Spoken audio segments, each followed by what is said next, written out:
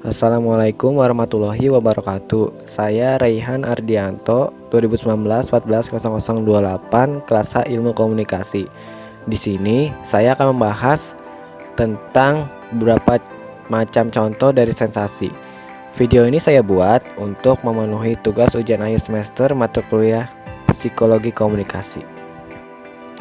Komunikasi memiliki berbagai macam bentuk. Salah satu bentuk yang umum yakni komunikasi intrapersonal atau komunikasi pribadi.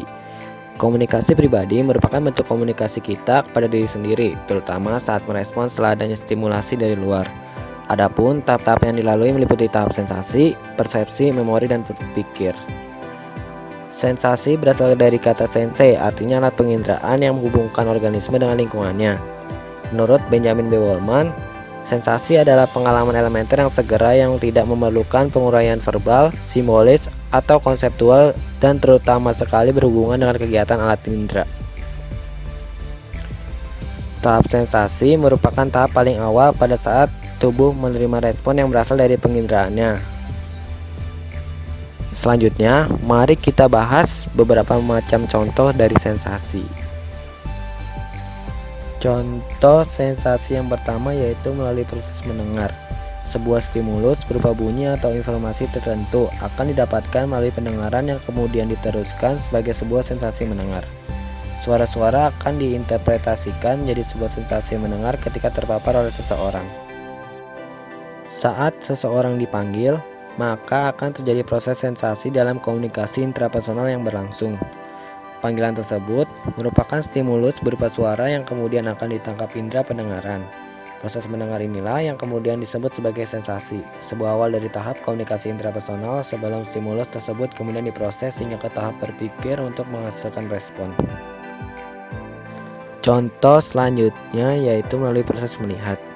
Informasi banyak bisa berupa apa yang kita lihat dan kemudian akan kita pikirkan. Inilah yang kemudian disebut sebagai sensasi melihat. Ketidakjelasan visual yang kemudian menjadi jelas itu adalah contoh dari sensasi melihat. Saat kita sedang berjalan-jalan dan mengamati wajah orang-orang, disitulah terjadi proses recognition atau pengenalan wajah. Ingatan kita pada wajah-wajah orang akan menyebabkan kita merasakan sensasi berupa sensasi penglihatan.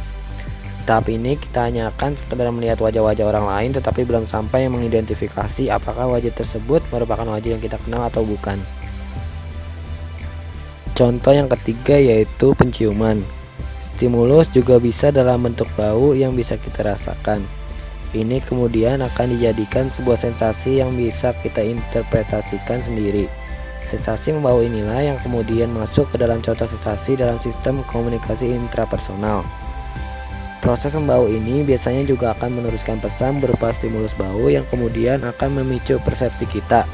Sebagai contoh, saat kita mencium wangi dari orang lain, kita mungkin akan merasa lebih nyaman untuk melakukan interaksi dengan orang tersebut. Contoh selanjutnya yaitu proses taktil. Informasi juga bisa berupa dalam bentuk sentuhan. Seorang bisa merasakan apa saja yang ia pegang dan ia bisa dengan segera mencari ingatan mengenai apa yang sedang ia raba. Ini merupakan salah satu sensasi dari menyentuh atau meraba yang kemudian bisa kita sebut sebagai proses taktil. Contohnya, ketika kita sedang mengalami masalah, lalu orang lain melakukan sentuhan lembut di pundak, kita mungkin akan berkomunikasi dengan diri sendiri dan menganggapnya sebagai bentuk dukungan. Selanjutnya yaitu gerakan. Gerakan tertentu bisa diamati melalui indera penglihatan. Kita bisa menyebutnya sebagai salah satu jenis dari sensasi melihat. Kita dapat mengamati apa yang terjadi di sekeliling kita melalui pergerakan-pergerakan yang ada. Contoh selanjutnya yaitu mengomentari rasa. Saat kita makan, kita mungkin sering memiliki pemikiran tersendiri terhadap masakan tersebut apakah enak atau tidak. Sebelum proses berpikir masakan tersebut enak atau tidak, kita telah mengalami sensasi merasakan makanan yang ada melalui indera pengecap. Stimulus ini yang kemudian akan diteruskan hingga ke tahap asosiasi dan persepsi. Contoh selanjutnya yaitu membaca buku. Membaca buku juga termasuk ke dalam sensasi melihat. Komunikasi intrapersonal yang terjadi adalah proses berpikir untuk mencerna informasi dari bacaan yang kita lihat tersebut.